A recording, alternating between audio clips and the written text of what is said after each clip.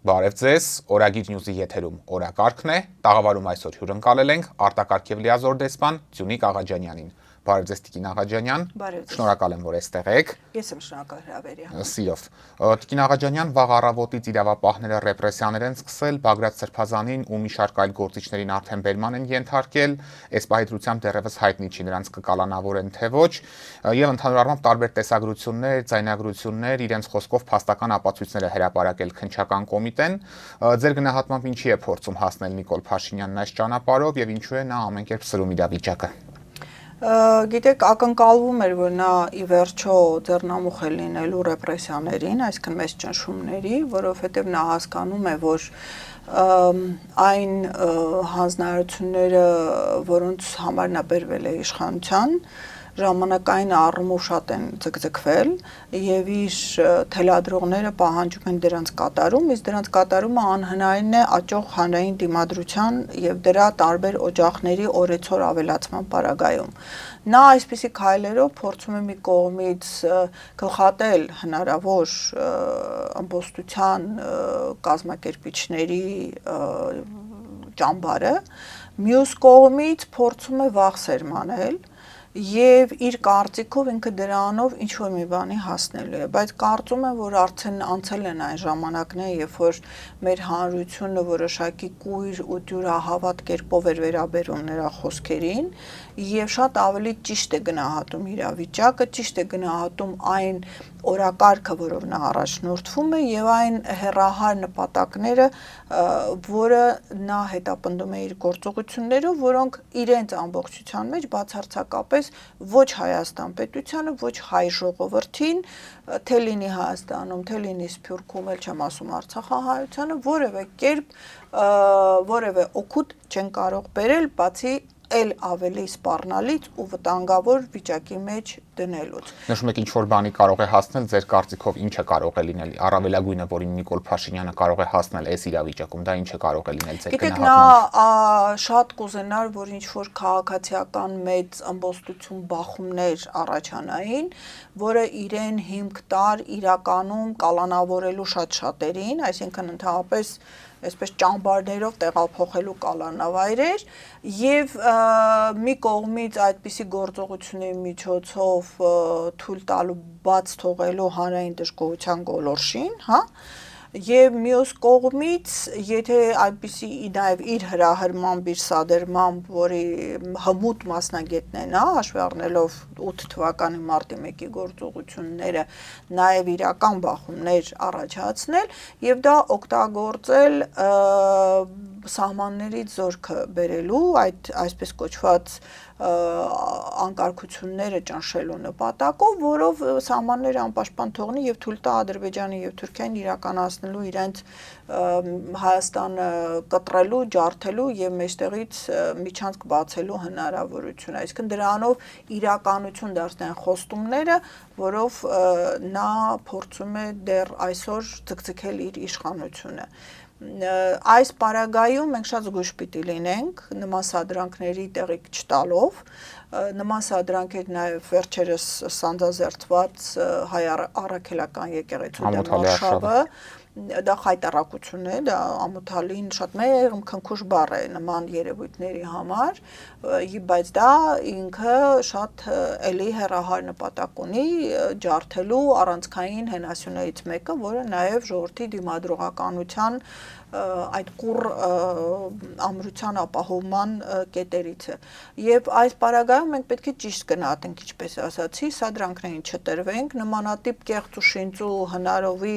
այսպես պատճառաբանություններին տուրք չտանք եւ զուտ ես մանրամասն չեմ նայել, բայց զուտ առերևույթ այդ տեղեկատվական հոսքը դիտելով ինձ համար շատ ու շատ հարցեր կան եւ շատ ծիծաղելի է այն պատճառաբանությունը, որ նա փորձում է բերել իբրև թե հեղաշրջում որևէ մեկը հեղաշրջում չի ուզում անել, բայց իշխանափոխություն բոլորն են ուզում եւ դրա մասին մարդիկ բաց խոսում են։ Իշխանափոխությունը ժողովրդի իրավունքն է, սահմանադրական իրավունքն է, իշխանության փոփոխության պահանջը, անկախ նրանից երբ է այդ իշխանությունը ընտրվել, նա կարող է ժողովուրդը կարող է մի ամիս հետո պահանջել իշխանությունից հեռացում, եթե այդ իշխանությունը չի բավարարում այն խնդիրները եւ այն ծրագիրը, որով նա բերվել է իշխանության։ Իսկ այս իշխանությունը դրա հակառակ ոչ միայն խախտել է, այլ հարությունաշճան հակառակն է արել, վնասելով եւ կործանարար հետևանքներ առաջացնելով իր գործողությունների եւ ընդունած որոշումների արդյունքում։ Եվ այս պարագայում նման ես կասեի շինծու մեղադրանքներով փորձ անել ինչ որ հանրային աղմուկ ստեղծել, աղաղակ ստեղծել, դա եւս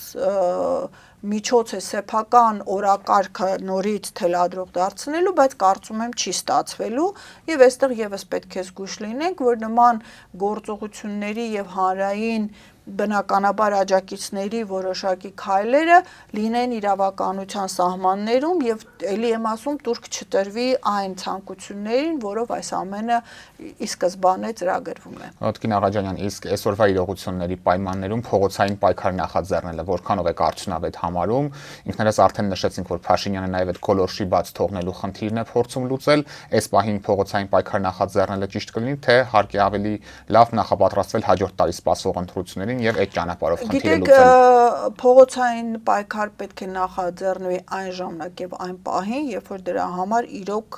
լիարժեքորեն հասունացած իրավիճակ է։ Այսօր այդ իրավիճակը չէ։ Արհեստականորեն փորձ է արվում այդպիսի մի իրավիճակ ստեղծել, նաեւ այդ կեղծ իմպիչմենթի, Աղազարյան եւ այլն իմպիչմենթի այդ անհասկանալի գործընթացը նաեւ նախաձեռնելով նպատակը որոշակի անձեռնմխելիության ժամանակահատված ստանալն է իր համար, որի ընթացքում նա այդ հանձնումները եւ հանձնառությունները կկատարի։ Սա է նրա հիմնական խնդիրը այս պահի դրությամբ, բայց ել եմ ասում, ընդդիմությունը շատ զգույշ պիտի շարժվի, ամեն ինչը հաշվի առնելով, ես պիտի ասեմ, որ այս պահին շատ վտանգավոր իրավիճակ է, որովհետև նույն Իրано-իսրայելական հատվածում մենք ունենք շատ հեղուկ ու ժամանակավոր զինադադար, հաշվի առնելով շահերը, որ գոյություն ունեն եւ այն խնդիրները, որ առկա են, որոնք որևէ կերպ լուծում չեն ստացել, եւ Նաթանյահուի խալխլված դիրքերը ել ավելի հիմա հանրության շրջանում նաեւ պատասխան պահանջելու այդ թվում թիմակիցների շրջանում իրենից պատասխան պահանջելու հանգամանքները չի բացառում, որ մի հերթական ես կանխատեսում եմ, որ նմանատիպ մի հերթական քայլ կլինի, այդպես օգոստոսի կեսերից սկսած մենք հերթական սրացման փուլը ականատես կլինենք եւ այս ընթացքում նա անելիք ունի։ Այսինքն այդ միջանցքը, որը պիտի սպասարկի Իրանի հյուսիսից գործողությունների իրականացման համար դեպի Ադրբեջան սպառազինությունների եւ մարդուժի հոսքին, իրենց համար կրիտիկական է դառնում։ Եվ այս պարագայում չի բացառում, որ նա շտապում է այդ հանձնառությունները կատարել, որպեսզի մինչեւ այդ իրավիճակի սրումը նա պատրաստի հանգամանքներով ունենա տրամադրված տարածքները։ Այսինքն Հայաստանը հակաիրանական պլաստարմի է վերածում Փաշինյանը, կարող ենք այս եզրակացությունը կատարել այս իրավիճակում։ Նա վաղուց է Հայաստանը դրել բավականին խոցելի վիճակի մեջ, թե հակաիրանական, թե հակառուսական խնդիրների լուծման առումով Հայաստանը դարձնելով այն խայծը, որը փորձ են անելու երկրորդ ճակատը բացել, երկուսի համար էլ։ Ես ուզում եմ մեր լսարանի ուշադրությունը հրավիրել, որ այս ամենը պատահական չէ եւ այստեղ ծրագրային այդ գործընթացները առաջ են գնում, որովհետեւ նույն այդ Իսրայելի հարձակման ժամանակահատվածում, օրը կոնկրետ չեմ հիշում, բայց այդ հատվածում էր Ուզբեկստանը միացավ Շուշիի հռչակագրին եւ այս պարագայում հարց է առաջանում, թե ինչ խոստումներ են տրվել, արդյոք Կասպիականից որոշակի հատվածների տրամադրման ակնկալիքով են միացել այդ խիստ ագրեսիվ եւ խիստ զավթողական հռչակագրին, որը փաստացիորեն նաեւ փոխադարձ աջակցություն է ենթադրում ռազմական գործողությունների պարագայում։ Եվ այստեղ մենք պետք է այս ամբողջ համալիրի մեջ սա դիտենք, իրեն պետք է չեզոքացնել դիմադրության ճակատը, նրա բոլոր գործոններով այս ընթացքում ստանալ իր իշխանության համար անձեռնմխելի գործելու հնարավորություն, որի ժամանակ կատարել այն հանձնառությունները, որով նա բերվել է իշխանության, հույս ունենալով, որ դրան ի պատասխան կստանա այդ խաղաղություն չարաբաստիկ կոչված փաստաթուղթը տակը ստորագրության, որը թափահարելով կփորձի վերընտրվել։ Հիմա դա կլինի վաղը, կլինի 3 ամիս հետո, կլինի մինչև տարեվերջ, թե կլինի ընտրությունների ժամանակ, դա արդեն քաղաքական զարգացումների խնդիր է, բայց մի բան հստակ է, արկածախնդրության չի կարելի գնալ, որովհետև դա հղի է ահավոր մեծ հետևանքներով թե մեր պետության, թե մեր տարածաշրջանի եւ թե մեր դաշնակիցների համար։ Ես ուզում եմ խոսենք նաև ընդդիմության այսպես կոչված հեղաշրջման պլանի մասին։ Գիտեք, երեք իշխանական լրատվամիջոցներից մեկն էր նման վերտառությամբ փաստաթուղթ հրապարակել, որից հետո էլ անմիջապես Նիկոլ Փաշինյանը, Աննա Հակոբյանը եւ մյուս իշխանականները կիսվեցին դրանցով։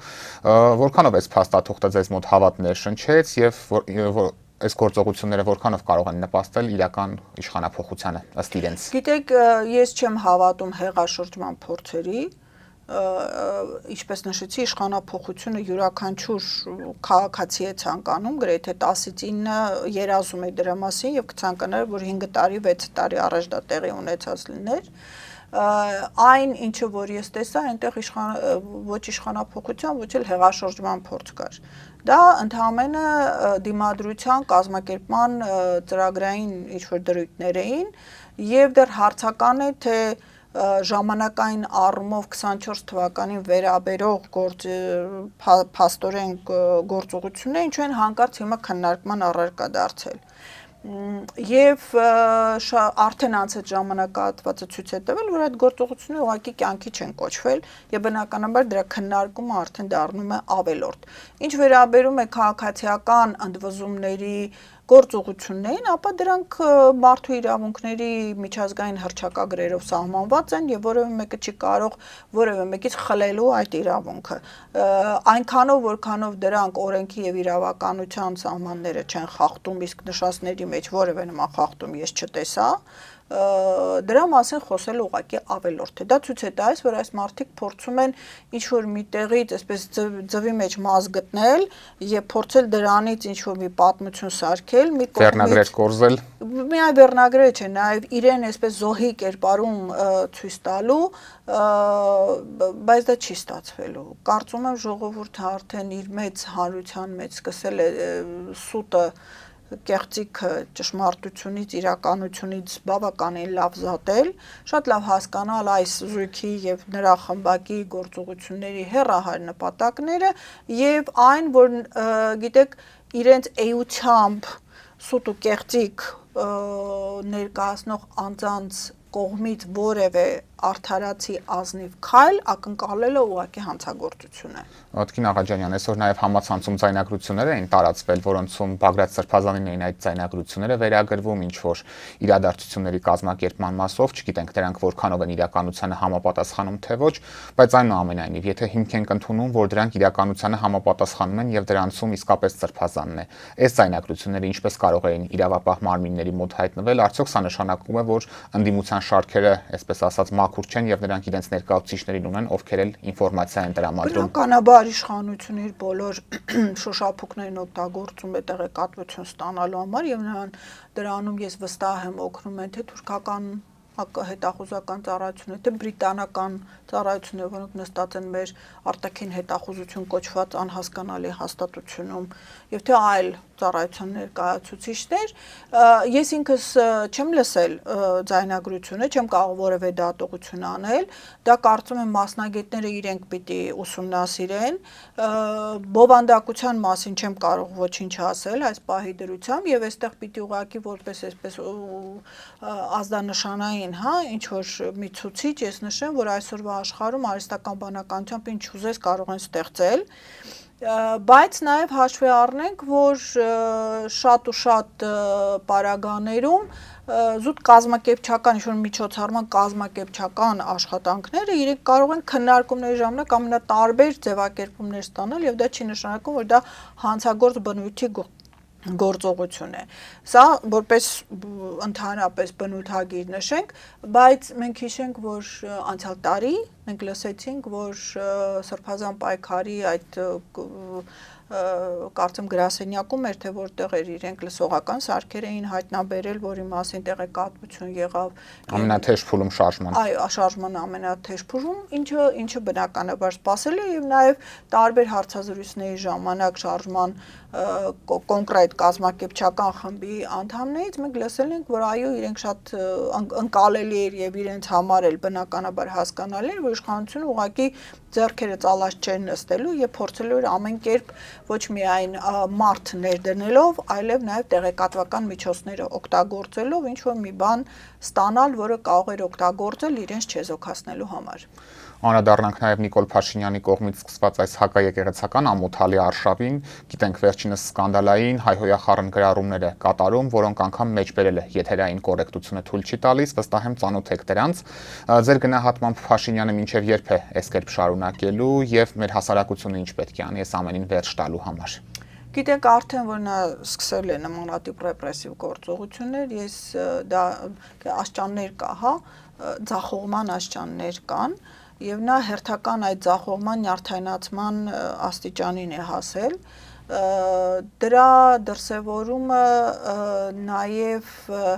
այն է, որ նա սկսել է իր բունեությունը ցույց տալ։ Այսինքն բարեկիրթ մարդը երբեք նման ձևով չի արտահայտվում, անկախ նրանից ինչ խնդիրների վերաբերյալ է, առավել եւս, երբ որ իշխանությունը եւ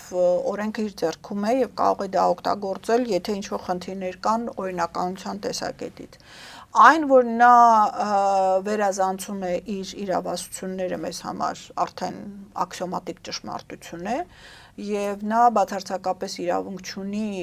որևէ կերպ մտնելու եկեղեցու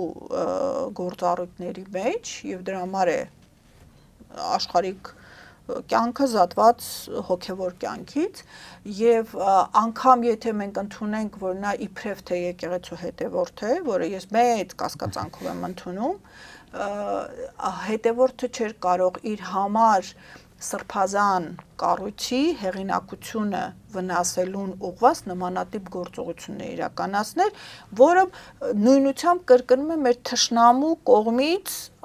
արտաբերված արտահայտությունը եւ ոչ միայն այլև օգտագործվում է միջազգային ատյաններում արդարացնելու իրենց թեզերը, այսինքն մենք այստեղ տեսնում ենք նաեւ համաձայնեցված գործողության արդյունք։ Շատ հրճվանք ձայնակցում են Բաքվից, շատ մեծ հրճվանքով։ Ոչ միայն նրանք նաեւ այդ թեզերը օգտագործում են, հրահանգում են եւ նաեւ հրճվանքով օգտագործում եւ այդ թեզերը օգտագործում են տարբեր միջազգային ատյաններում, փորձանելով վարկաբեկել հայ առաքելական եկեղեցին։ Իսկ իր արշավը էլի գալիս ենք նորից ինքնությանը եւ ազգային դիմադրողականությանը եւ ինքնության եւ ազգային դիմադրողականության առանցքային հենասյուն է եկեղեցին, որը հազարավոր տարիների ընթացքում ոչ միայն օգնել է հայ ազգին շարունակելու պահպանելու իր քաղաքակրթական արժեքները, հիշողությունը, պատմությունը եւ գոյատևելու, այլև նաեւ շատ հաճախ կանգնած է եղել հենց այդ ինքնապահպանության պաշտպանական դիրքերում, անգամ զենքը վերցնելով եւ պայքարի առաջնորդող լինելով։ Այս սա է, որ նրանց խնդիր է առաջացնում։ Այսինքն նրանք փորձեցին հանրության դիմադրողականությունը ջարդել, նսեմացնելով, մարդկանց մեջ ներարկելով անելանելիության, անհնայության, թուլության այդ բարդույթը, սակայն զգացին, որ հանրությունը արդեն դուրս է գալիս այդ կոմպլեքսներից եւ սկսում է ինքնագիտակցել սեփական ներուժը եւ սեփական կարողությունները գիտակցել, իսկ այդ կարողությունների ոչ միայն գիտակցման, այլև արժևորման գործում էական դերակատարում ունի եկեղեցին։ Եվ ի պատիվ մեր հասարակության մարդիկ չմիացան այս ամոթալի արշավին ու Փաշինյանի ակնկալիքները չարդարացան։ Որովհետեւ մարդիկ արդեն սկսել են, ինչպես ասացի, սուտը կեղծիքը իրականությունից եւ ճշմարտությունից զատել եւ նրանք շատ լավ սկսել են հասկանալ հեռահար նպատակները։ Սա հանրային ապաքինման գործընթաց է, որը շատ ցավագին է, որտեղ մենք շատ մեծ կորուստներ ենք ունեցել, մեր ժողովուրդը նորից ցեղասպանություն վերապրեց, մեր ժողովրդի մի հսկայական հատվածը բռնի եւ տեղահանման ենթարկվեց եւ էթնիկ զտման միջոցով կորցրեց իր հազարամյակների հայրենական օջախները եւ այսօր մեր ժողովրդի համար տեսնել, որ անգամ սեփական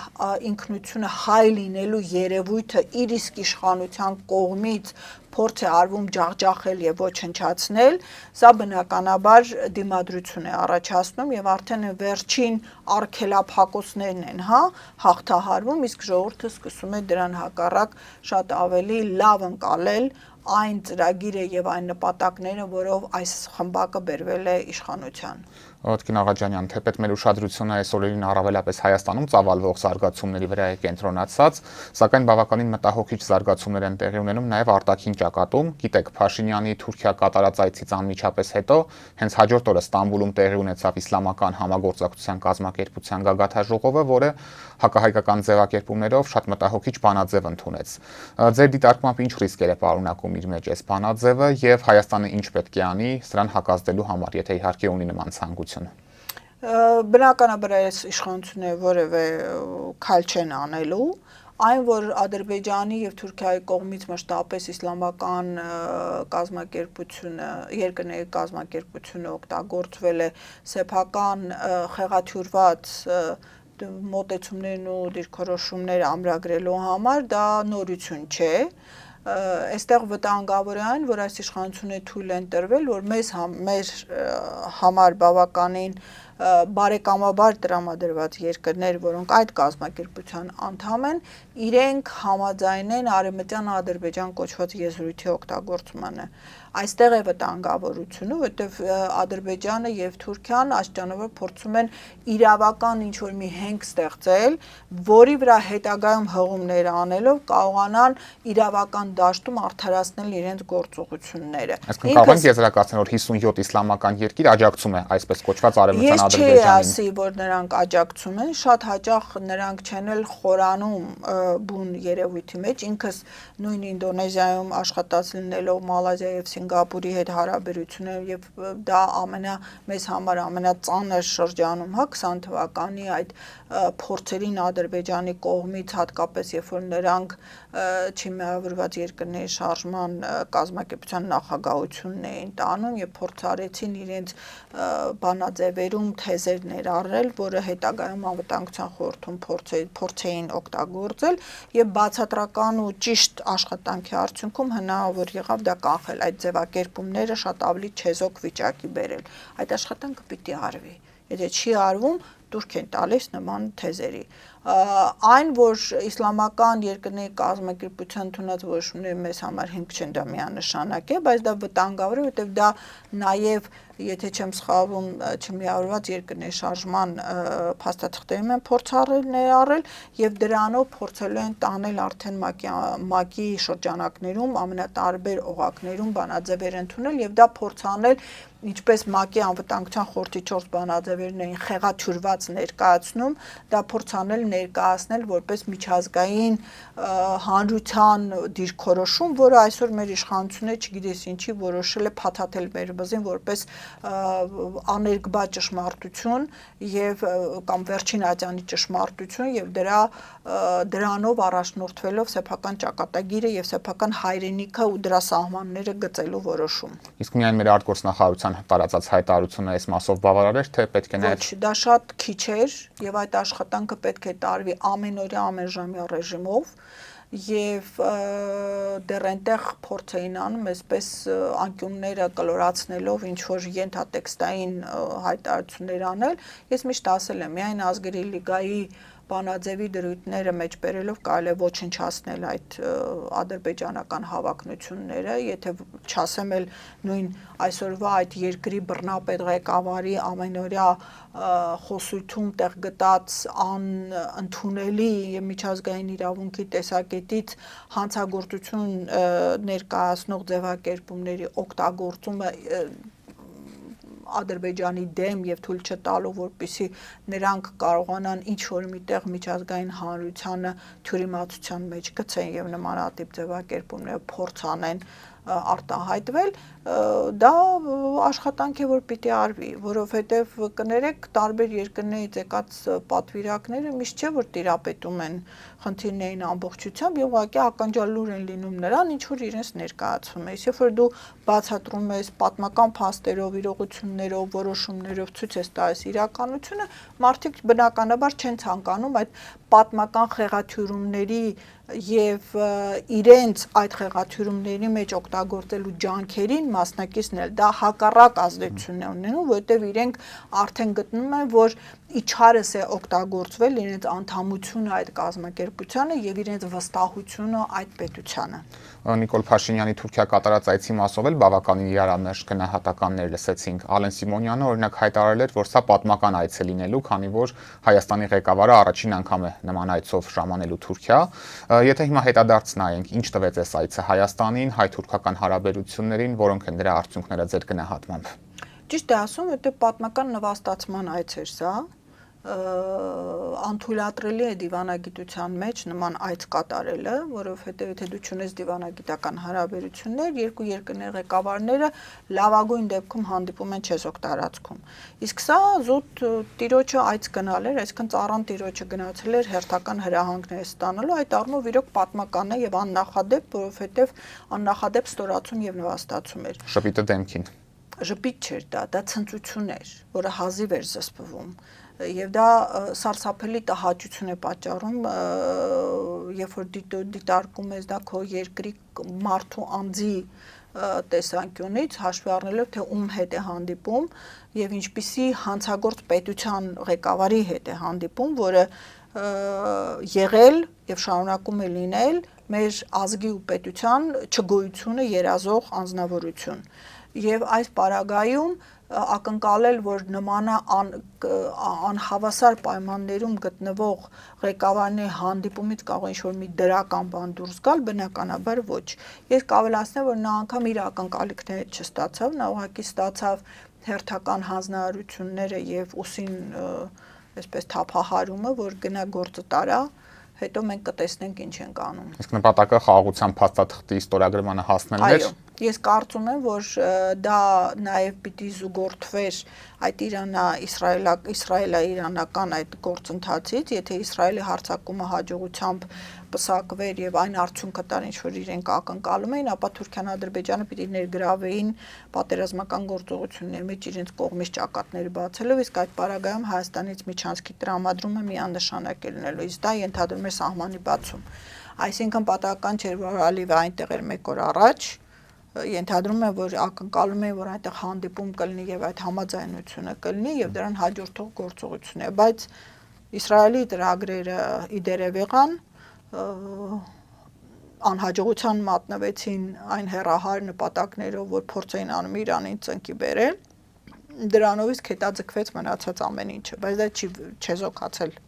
դա դեռ սպասվում է մեզ։ Եվ Տիկին Աղաջանյան, մեր զրույցի սկզբում Իրանա-իսրայելական հակամարտության անդրադարձանք, դուք համոզմունք հայտնեցիք, որ հրադադարը բավականին փխրուն է լինելու եւ օգոստոսի կեսերին նոր սրացում կանխատեսեցիք, այս մասով Հայաստանի վտանգների անդրադառնանք, եթե նման զարգացում լինի, կրկին մեր գիտենք, որ Ադրբեջանը կօգտվի գայթակղությունից եւ ուժային ճանապարհով կբացի պայմանավորված գործողությունների մաս է լինելու։ Այս պահին որքան է մեծ այդ ուժային ճանապարհով միջանցքը բացելու վտանգը։ Դա ուժային ճանապարհով միջանցք բացելը իրենց համար, բոլորի համար իրենց, բացի Հայաստան պետությունից եւ հայ ժողովրդի, դա ցանկալի արդյունք է,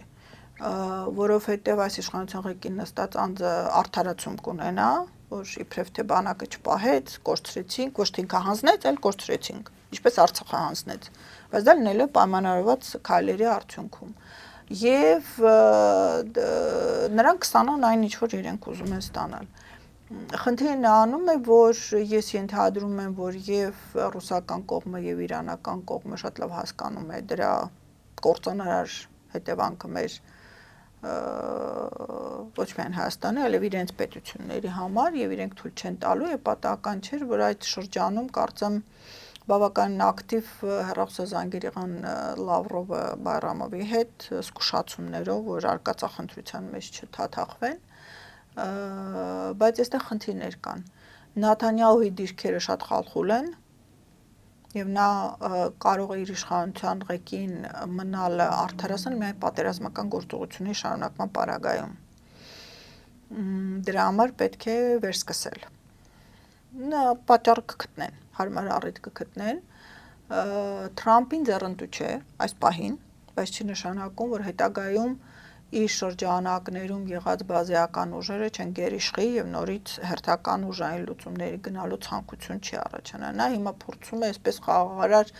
աղավնու դեր ստանձնել եւ հավակնում է Նոբելյան մրցանակի, երևի կենսագրության մեջ այդ մի տողը բաց է մնացել, պիտի փորձանի դա էլ ստանալ։ Ուկրաինայի մասով կարծես չստացվեց։ Դե չի ստացվի, բայց նա փորձում է ինչ-որ մի հեշտ միջոցով այդ մրցանակը ստանալ եւ պատին ամրացնել, ասելով, որ ես իմ կյանքում այդ ձեռքբերումը ունեցա, թե ինչ քանի հազար մարդու արյան գնով դա արդեն հարցի մյուս կողմն է, եւ ինքը խնդիրներ ունի ներսում երկրի։ Պարակտում կա հանրապետականների շրջանում, մեծ խնդիրներ կան ընդհանուր հանրության շրջանում, որոնք ովքեր չեն ցանկանում բացարձակապես որևէ պատերազմական գործողության մեջ ներքաշվել, իսկ դիմացը սեպտեմբեր է, երբ որ բյուջեի քննարկումներն այսքանին պետք է համաձայնություն կոնգրեսում եւ դրան հաջորդելու արդեն ընտրությունների շրջան, այսինքն այդ անմիջապես հետո մտնում են նախընտրական շրջան։ Եվ այստեղ խնդիրներ կա իր համար, բնականաբար նա ցանկանում է ստանալ ամեն ինչ առանց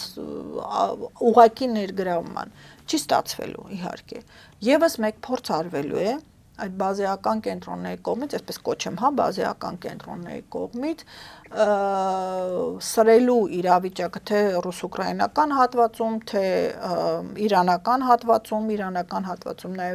նաև Սիրիա կներքաշվի, Լիբանան կներքաշվի նորից, այդ ամբողջ Պաղեստինյան թնջուկը նորից կսկսի աշխատել եւ այդ պարագայում բնականաբար մեր այսպես խայծի գործոնը ակտուալ է դառնալու եւս մեկ անգամ։ Ցանկացած պահի Ադրբեջանը կգնա այդ գայթակղության կախված իրավիճակի նկատակ դա ծրագրի մաս է։ Այսինքն նա ոչ թե կգնա, որովհետև հարմար պահ է, այլ դա լինելու է համաձայնեցված գործողությունների արդյունքում, ինչպես Արցախը հանձնվեց համաձայնեցված գործողությունների արդյունքում։ Դրա համար է, որ այս անձնավորությանը պետք է, այսպես ասած, ամլացրած դաշտ, որը չկարողանա դիմադրություն ցույց տալ։ Հանրային դժգոհության դիմադրության անընդհատ բարձր մակարդակի արկայությունը կանխում են նրա կողմից որևէ կործանարար քայլի իրականացումը մեր պետության ու մեր ժողովրդի համար։ Եվ այստեղ է, որ ընդդիմությունը շատ ուշադիր պիտի լինի, որ իր ձեռքից այդ գործոնը բաց չթողի։ Եվ տուրք չտա տարբեր սադրանքների միջոցով հանրային ընդվզման արհեստական բռնկման պարպման, որը հետ բերելը բավականին մեծ ժամանակ է պահանջել եւ այդ ժամանակը այս անձնավորությունը օգտագործելու է ուղղակի իր հանձնարարությունները կատարելու համար։ Տիկին Աղաջանյան, շնորհակալ եմ հետաքրքիր զրույցի համար։ Ես էլ եմ շնորհակալ։ Օրակարգն այսօր այսպիսին էր, այն ամփոփեցինք արտակարգ եւ լիազոր դեսպան Ձյունիկ Աղաջանյանի հետ։ Կհանդիպենք։